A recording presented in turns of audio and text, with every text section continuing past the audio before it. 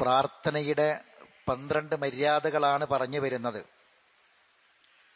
അതിൽ 5 കാര്യങ്ങൾ നമ്മൾ പറഞ്ഞു. 6-ാമത്തേതാണ് ഇന്ന് പറയേണ്ടത്. പ്രാർത്ഥിക്കാൻ, ദുആ ചെയ്യാൻ ഏറെ കാരണങ്ങൾ നമുക്കുണ്ട്. നമ്മുടെ ജീവിതത്തിൽ ഓരോ ദിവസവും പുതിയ പുതിയ കാരണങ്ങൾ പ്രാർത്ഥിക്കാൻ നമ്മെ തേടി വരുന്നുണ്ട്.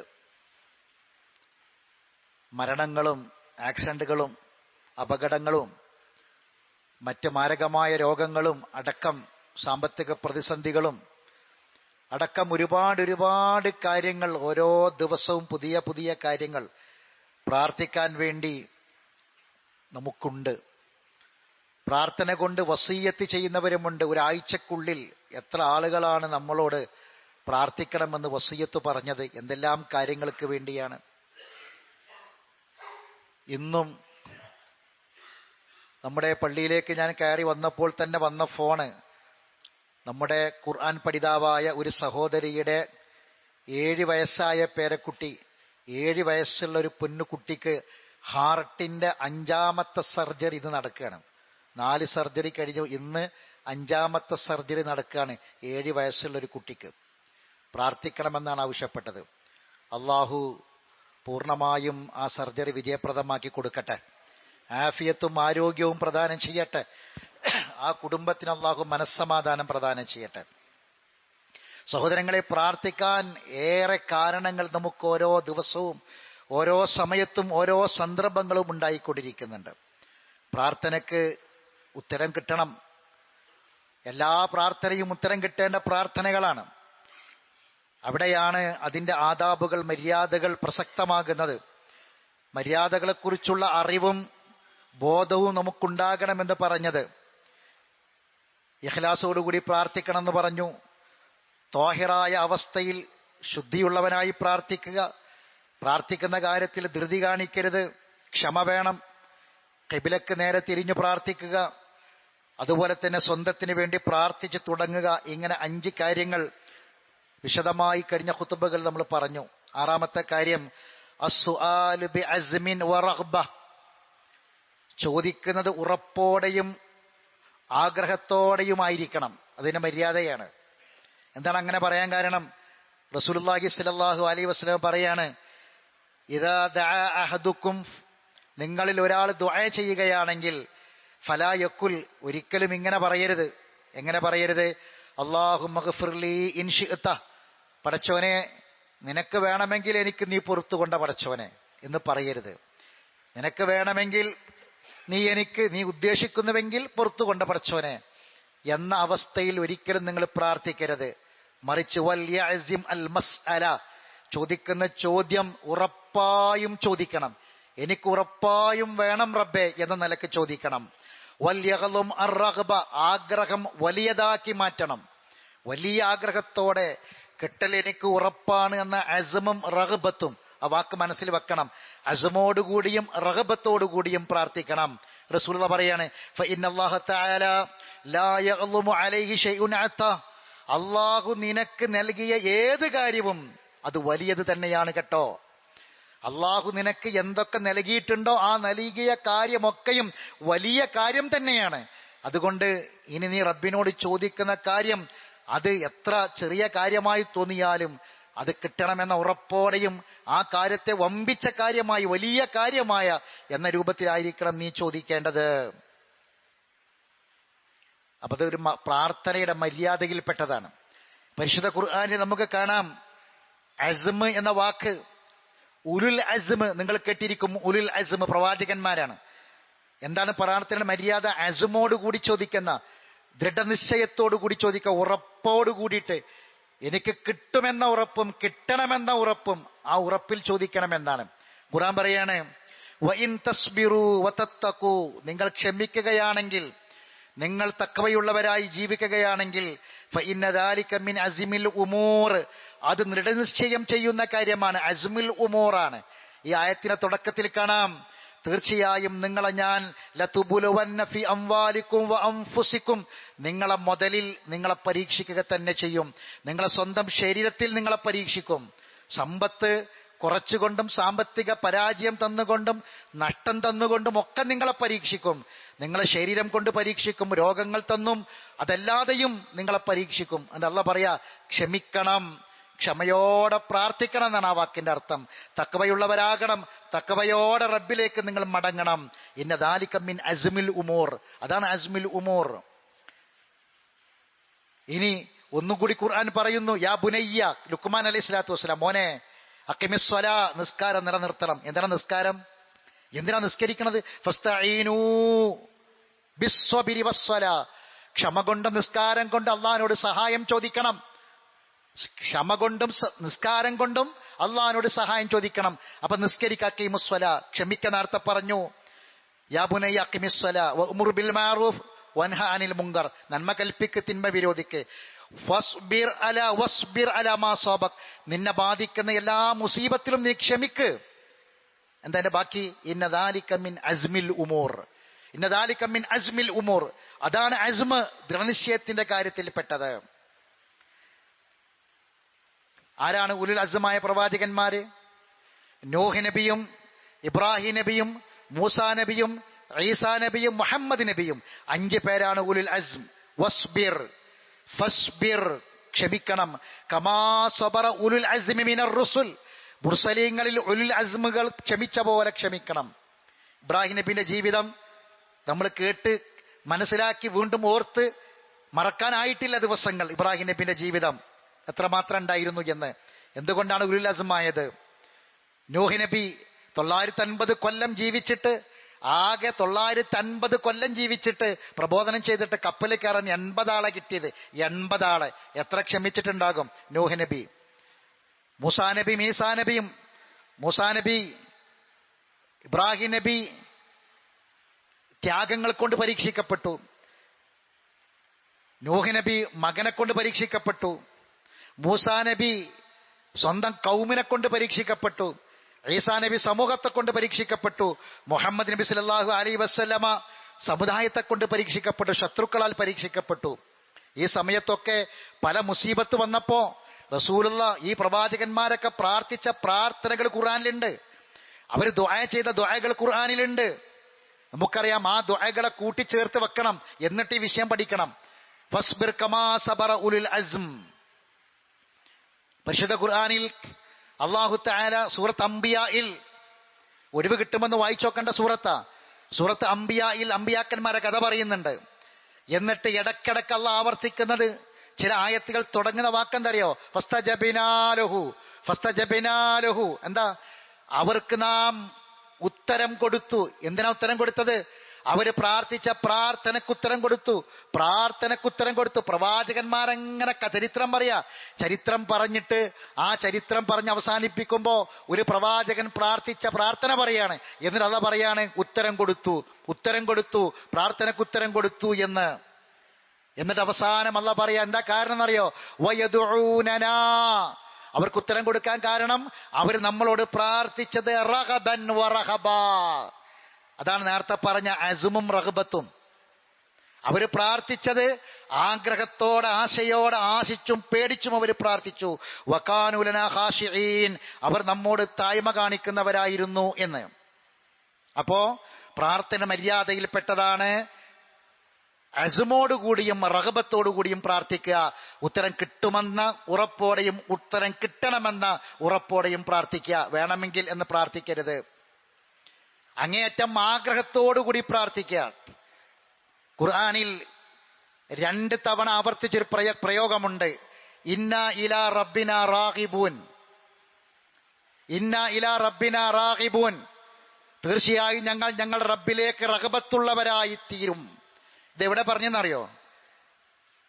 അത് ചില വേണ്ടാത്ത കാര്യങ്ങൾ ചെയ്തതിനു ശേഷം ജീവിതത്തിൽ ചില അനുഭവങ്ങൾ, തിരിച്ചടികൾ കിട്ടിയപ്പോ, ആ തിരിച്ചടികൾ കിട്ടി തിരിച്ചറിവ് വന്നപ്പോ അവര് പറഞ്ഞ വാക്കാ ഇത്. രണ്ടും 2 സ്ഥലത്തും ഞങ്ങൾ ഞങ്ങളെ റബ്ബിലേക്ക് റാഗിബീങ്ങളാണ് എന്ന് പറഞ്ഞത് ജീവിതത്തിൽ ചില അശ്രദ്ധ കൊണ്ട് അല്ലാഹു തആല ചില പരീക്ഷണങ്ങൾ പരീക്ഷിച്ചപ്പോ, ചില തിരിച്ചടികൾ കിട്ടിയപ്പോ തിരിച്ചറിവുണ്ടായി.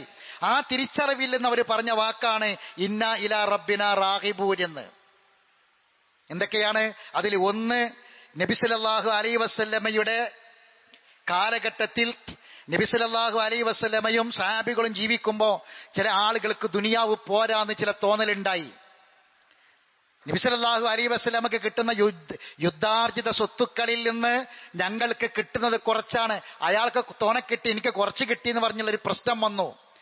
ഈ പ്രശ്നം പറയുന്നിടത്ത് സൂറത്ത് തൗബയിൽ അല്ലാഹ് പറയാ, അവര് അള്ളാഹുവിലും റസൂലിലും വിശ്വസിക്കുകയും അള്ളാഹും റസൂലും എന്താണോ കൊടുത്തത് അതിൽ തൃപ്തിപ്പെടുകയും ചെയ്തിരുന്നുവെങ്കിൽ എന്നാ. എന്നിട്ടാണ് അള്ളാഹ് പറയുന്നത് ഇന്നാ ഇലാ റബ്ബിനാ റാഗിബൂൻ. അവർക്ക് അങ്ങനെ ആ വിഷയം വന്നു, അതിൽ അള്ളാഹുവിന്റെ വഹി വന്നു, അവർക്ക് തിരിച്ചറിവുണ്ടായപ്പോ അവർ പറഞ്ഞ വാക്കാണ്. അവർ പറഞ്ഞിരുന്നെങ്കിൽ ഇന്നാ ഇലാ റബ്ബിനാ റാഗിബൂൻ, ഞങ്ങൾ റബ്ബിലേക്ക് ആഗ്രഹിച്ച് മടങ്ങുന്നവരാണ് എന്നവർ പറഞ്ഞിരുന്നുവെങ്കിൽ എന്നാണ് ഒരു സ്ഥലം. രണ്ടാമത്തെ സ്ഥലം, അത് ഇന്നേറെ പ്രസക്തമാണ്. ഇന്ന് ജൂൺ 5 ലോക പരിസ്ഥിതി ദിനമാണ്. ആ പരിസ്ഥിതി ദിനത്തിൽ നമുക്ക് ഓർക്കാൻ പറ്റിയ ഒരു പാഠമാണ് രണ്ടാമത്തെ വിഷയം. അതെന്താണ്? ഇന്നാ ഇലാ റബ്ബിനാ റാഗിബൂൻ എന്ന് പറഞ്ഞ സൂറത്ത് കലമിലെ 68-ാം സൂറത്തുൽ കലമിൽ ഒരു തോട്ടക്കാരെ പറ്റി പറയുന്നുണ്ട്, ഒരു തോട്ടത്തിന്റെ ചരിത്രം പറയുന്നുണ്ട്. ആ തോട്ടത്തിന്റെ ചരിത്രം പറയുമ്പോ അല്ലാഹു തആല പറയാണ്, ആ തോട്ടക്കാര് അവര് ചുളിവിൽ അവർക്ക് ലാഭം കിട്ടണം. അവരാഗ്രഹിച്ചത് ഒരു മിസ്കീനും ഇവിടേക്ക് കടന്നു വരരുത്, ഒരു നഷ്ടവും ഞങ്ങൾക്ക് ഉണ്ടാകരുത്, ഉള്ള വിളവുകൾ മുഴുവനും ഞങ്ങൾക്ക് കിട്ടണം. അതിന് സ്വാർത്ഥ താല്പര്യത്തോടെ അവർ മണ്ണിൽ വളമെറിഞ്ഞു, അവർ വിത്തിട്ടു, അവർ ഭൂമിയിൽ നനച്ചു. അല്ലാഹു തആല സമൃദ്ധമായ തോട്ടം നൽകി, നല്ല പച്ചപ്പുണ്ടായി, നല്ല കാലാവസ്ഥയുണ്ടായി, അള്ളാഹ് ഉണ്ടാക്കി കൊടുത്തു, നല്ല പരിസ്ഥിതിയുണ്ടായി. അങ്ങനെ അവർക്ക് എമ്പാടും വരുമാന മാർഗങ്ങൾ കിട്ടിയപ്പോ അവര് പറഞ്ഞു, അവരാഗ്രഹിച്ചത് എന്താണെന്നറിയോ? അവര് പറഞ്ഞു, അവരൊന്നും ഒഴിവാക്കി പറഞ്ഞില്ല, ഇൻഷാ അല്ലാഹ് എന്ന് പോലും അവര് പറഞ്ഞില്ല. എന്നിട്ട് പറഞ്ഞു, നമുക്ക് അതിരാവിലെ പുറപ്പെടണം. അതിരാവിലെ പുറപ്പെട്ട് അവിടെ ചെന്ന് അല്ലാ യദ്ഖുലന്ന അലൈക്കും മിസ്കീൻ, ഒരു മിസ്കീൻ പോലും വരുന്നതിന് മുമ്പ്, കാരണം മിസ്കീന്മാര് തോട്ടത്തില് വിളവ് പറിക്കുമ്പോൾ മിസ്കീന്മാര് വരും, മിസ്കീന്മാർക്ക് കൊടുത്ത കുറവുണ്ടാകും, അതുകൊണ്ട് അവര് വരുന്നതിന് മുമ്പ് ഇതൊക്കെ വാങ്ങി എല്ലാം വിളവുകൾ എടുത്ത് പോകണം എന്നവര് തീരുമാനിച്ചു.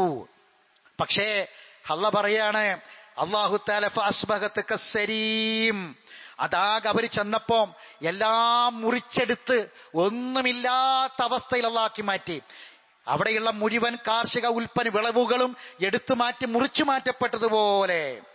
ഫനാദൗ മുസ്ബിഹീൻ, എന്താ കാരണം എന്നറിയോ? അവര് രാവിലെ വിളിച്ചിട്ട് അവര് പറഞ്ഞു, നിങ്ങൾ വിളവെടുക്കാൻ ഉദ്ദേശിക്കുന്നവരാണെങ്കിൽ സുബ്ഹിക്ക് മുമ്പേ പുറപ്പെടണം. എന്തിനാണ്? അല്ലാ യദ്ഖുലന്നഹൽ യൗമ അലൈക്കും മിസ്കീൻ, മിസ്കീന്മാര് വരാതിരിക്കാൻ. ഫഖദൗ അലാ ഹർദിൻ ഖാദിരീൻ, അങ്ങനെ ആ സാധുക്കളെ തടസ്സപ്പെടുത്താൻ ഉദ്ദേശിച്ചുകൊണ്ട് അവര് രാവിലെ പുറപ്പെട്ടു പോവുകയാണ് ചെയ്തത്. അതുകൊണ്ടാണ് അവരുടെ തോട്ടത്തെ അല്ലാഹു നശിപ്പിച്ച് കളഞ്ഞത് എന്നതാണ്. ഇവിടെയാണ് നമ്മൾ ചിന്തിക്കേണ്ട ഏറ്റവും പ്രധാനപ്പെട്ട ഒരു കാര്യം. അല്ലാഹു ഈ ഭൂമിയെ നമുക്ക് നൽകി. അത് നമ്മൾ ജീവിക്കുന്ന ഭൂമി നമുക്ക് മാത്രമുള്ളതല്ല.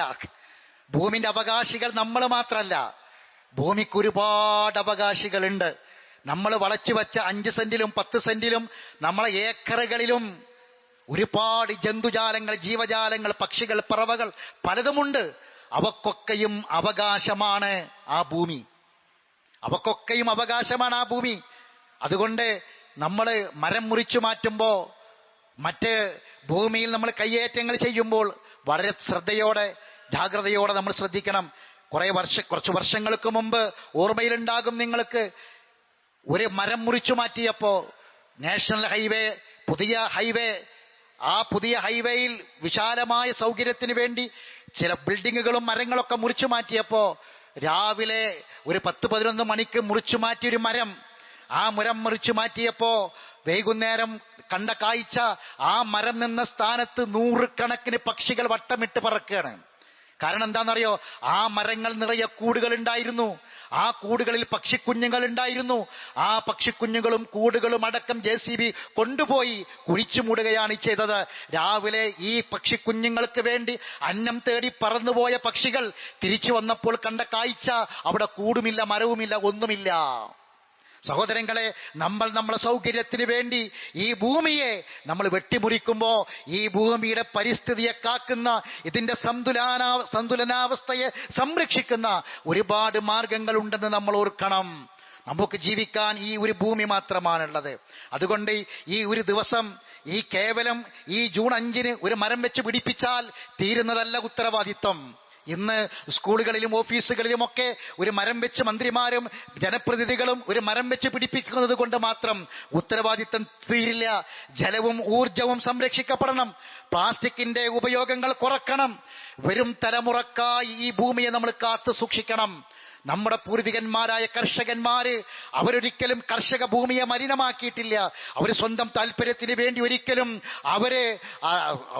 കുറച്ച് വിളവുകൾ എടുത്ത് കൂടുതൽ ലാഭം കിട്ടാൻ വേണ്ടിയിട്ട് അവരൊരിക്കലും തന്നെ മലിനമായ യാതൊരു വസ്തുവും അവർ ഉപയോഗിച്ചിട്ടില്ല. കീടനാശിനികൾ ഉപയോഗിച്ചിട്ടില്ല. അങ്ങനെ ഒരു തലമുറ നമുക്ക് കൈമാറ്റം ചെയ്തപ്പോ നമ്മൾ ചെയ്തത് എന്താ?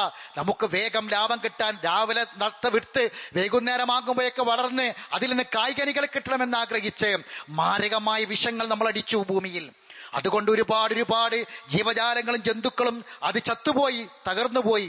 അതുകൊണ്ട് നമ്മൾ ആലോചിക്കണം സഹോദരങ്ങളെ, ഇവര് മരം വെച്ച് പിടിപ്പിച്ചാൽ മാത്രം ഉത്തരവാദിത്തം തീരില്ല. പൂർവികന്മാര് കൈമാറിയതാണ് ഇന്ന് നമ്മൾ അനുഭവിക്കുന്നത്. എങ്കിൽ വരും തലമുറക്ക് ഈ ഭൂമിയെ ശുദ്ധമാക്കി വെക്കേണ്ടത് നമ്മുടെ കൂടി ബാധ്യതയാണ്. ഈ ഭൂമിയെ മലിനമാക്കരുത്. അതിന്റെ വായുവും വെള്ളവും കടലും കരയും ഒന്നും മലിനമാക്കരുത്. ഇന്ന് കടലും മലിനമാണ്, കരയും മലിനമാണ്, നദികളും മലിനമാണ്, വായുവും വെള്ളവും ഭൂമിയും മനുഷ്യന്മാരും മലിനമാക്കിക്കൊണ്ടിരിക്കുകയാണ്. എങ്കിൽ വരുന്നൊരു തലമുറയിലേക്ക് നമ്മൾ പ്രതീക്ഷിക്കേണ്ടത് മാരകമായ രോഗങ്ങളാണ് സഹോദരങ്ങളെ. അത് ഇന്ന് നമ്മൾ അനുഭവിച്ചു തുടങ്ങിയിട്ടുണ്ട് എന്ന കാര്യം കൂടി നമ്മൾ മനസ്സിലാക്കി വെക്കുക. അതുകൊണ്ട് പ്രകൃതിയെ സ്നേഹിക്കുകയും പരിസ്ഥിതിയെ കാത്തു സംരക്ഷിക്കുകയും ചെയ്യണം. പരിശുദ്ധ ഖുർആനിൽ ഞാൻ ഓതി വെച്ച ആയത്ത് നമ്മൾ പരിശോധിക്കണം. അല്ലാഹു സുബ്ഹാനഹു വ തആല പറയാണ്, എന്തിന് പ്രാർത്ഥിക്കണം, ആര് പ്രാർത്ഥിക്കണം, എങ്ങനെ പ്രാർത്ഥിക്കണം. ആയത്ത് കേട്ടോളൂ. ഉദ്ഉ റബ്ബക്കും തളർറുവൻ വഖഫിയ. റബ്ബിനോട് താഴ്മയോടെ വിനയത്തോടെ പ്രാർത്ഥിക്കുക. ഇന്നല്ലാഹ ലാ യുഹിബ്ബുൽ മുഅ്തദീൻ. അതിരി കവിയുന്നവരെ അല്ലാഹു ഇഷ്ടപ്പെടില്ല. ബാക്കി വലാ തുഫ്സിദു ഫിൽ അർളി. ഭൂമിയെ നിങ്ങൾ നശിപ്പിക്കരുത്. ഭൂമിയിലെ പ്രകൃതിയെ നശിപ്പിക്കരുത്. ഭൂമിയുടെ സന്തുലനാവസ്ഥയെ നശിപ്പിക്കരുത്. വലാ തുഫ്സിദു ഫിൽ അർളി. ഭൂമിയിൽ നിങ്ങൾ കുഴപ്പമുണ്ടാക്കരുത്. ബഅദ ഇസ്ലാഹിഹാ. ഭൂമി അല്ലാഹു നന്നാക്കി വെച്ചിട്ടുണ്ട്. ഭൂമി അല്ലാഹു നന്നാക്കി വെച്ചിട്ടുണ്ട്. നന്നാക്കി വെച്ച ഭൂമിയെ, ഈ ഭൂമിയിൽ അല്ലാഹു തന്ന ഫിത്രത്ത് ശുദ്ധമായ ഫിത്രത്താണ്, നമ്മുടെ ജീവിത ഫിത്രത്ത്. പ്രകൃതി, ആ പ്രകൃതി ശുദ്ധമാണ്. വായു ശുദ്ധമാണ്, വെള്ളം ശുദ്ധമാണ്.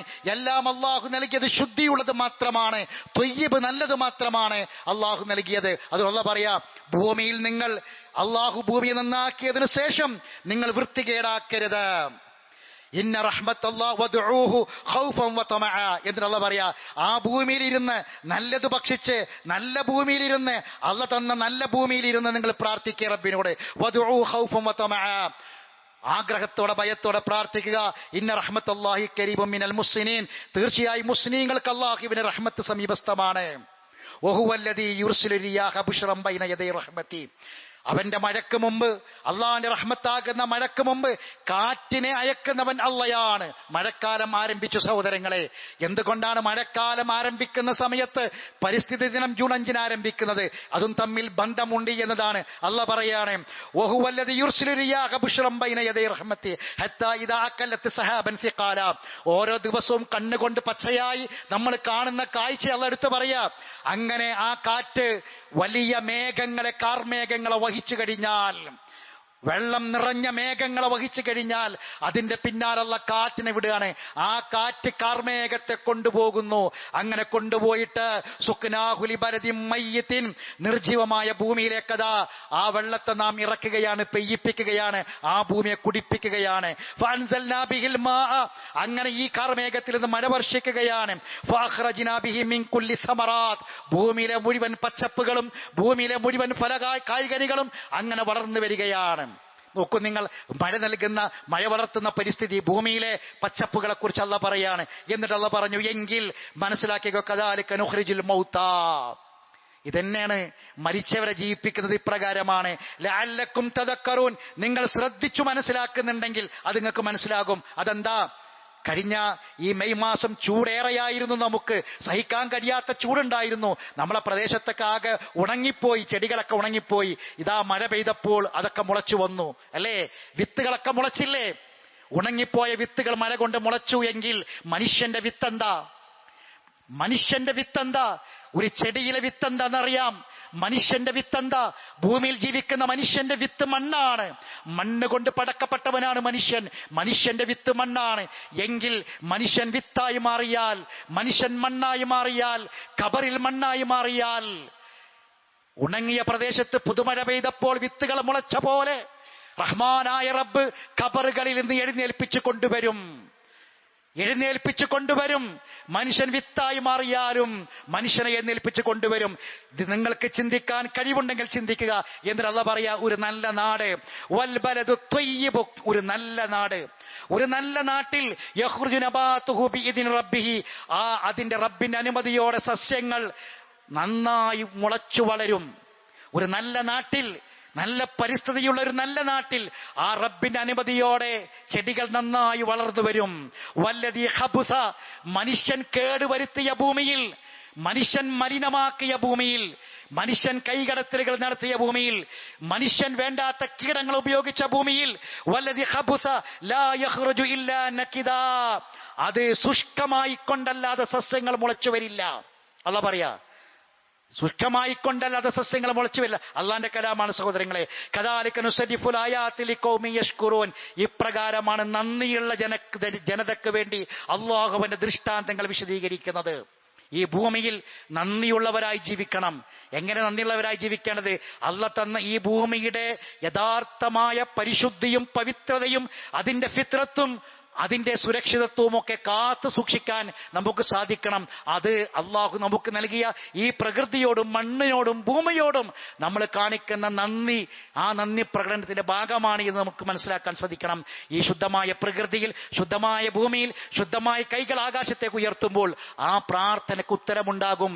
മര്യാദകൾ അനുസരിച്ച് പ്രാർത്ഥിക്കുന്നവരായി മാറാൻ നമുക്ക് കഴിയും. ആ പ്രാർത്ഥനയ്ക്ക് ഉത്തരം പ്രതീക്ഷിക്കാൻ പറ്റും. അള്ളാഹു നമ്മെ അനുഗ്രഹിക്കുമാറാവട്ടെ. അഖൂലു ഖൗലി ഹാദാ അസ്തഗ്ഫിറുല്ലാഹ العظيم لي ولكم إنه هو الغفور الرحيم.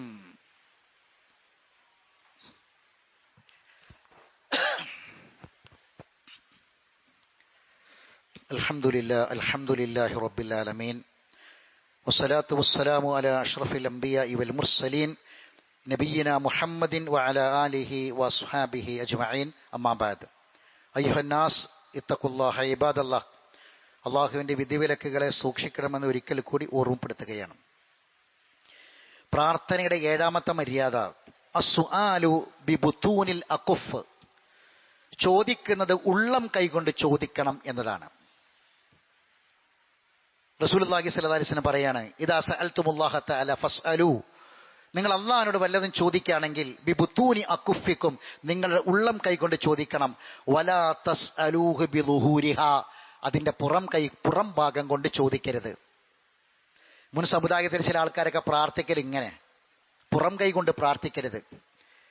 ഇപ്പൊ ചില ആൾക്കാർ കൈ ഇങ്ങനെ വെച്ച് പ്രാർത്ഥിക്കും, ഇങ്ങനെയും വെച്ച് പ്രാർത്ഥിക്കരുത്. ചില ആൾക്കാർ മുഖം പൊത്തി പ്രാർത്ഥിക്കും, അങ്ങനെയുമല്ല. അപ്പോഴൊക്കെ ഇതിന്റെ പുറം ഭാഗം വരിക. പിന്നെ എങ്ങനെ പ്രാർത്ഥിക്കണം? ഉള്ളം കൈ കൊണ്ട് പ്രാർത്ഥിക്കണം. ഈ ഹദീസിനെ വിശദീകരിച്ചുകൊണ്ട് പണ്ഡിതന്മാർ പറയാണ്, റഫുൽ യദൈനി ഇല സമാ, ആകാശത്തേക്ക് ഇങ്ങനെ കൈ ഉയർത്തി പ്രാർത്ഥിക്കുക എന്നത് ദലീലുൻ അല അന്നല്ലാഹ തആല ഫൗക്കൽ അർശി അല സമാഇ സാബിയ, 7 ആകാശത്തിന് മുകളിൽ അള്ളാഹു അർശിലാണ് എന്നതിന്റെ തെളിവാണ് ആകാശത്തേക്ക് കൈ ഉയർത്തി പ്രാർത്ഥിക്കുക എന്ന് പണ്ഡിതന്മാർ പറയാണ്. അപ്പോൾ കൈയിന്റെ ഉള്ളം കൈ കൊണ്ട് പ്രാർത്ഥിക്കണം. അത് നമ്മൾ പ്രത്യേകം ശ്രദ്ധിക്കേണ്ട കാര്യമാണ്, കൈ ഉയർത്തി പ്രാർത്ഥിക്കുക.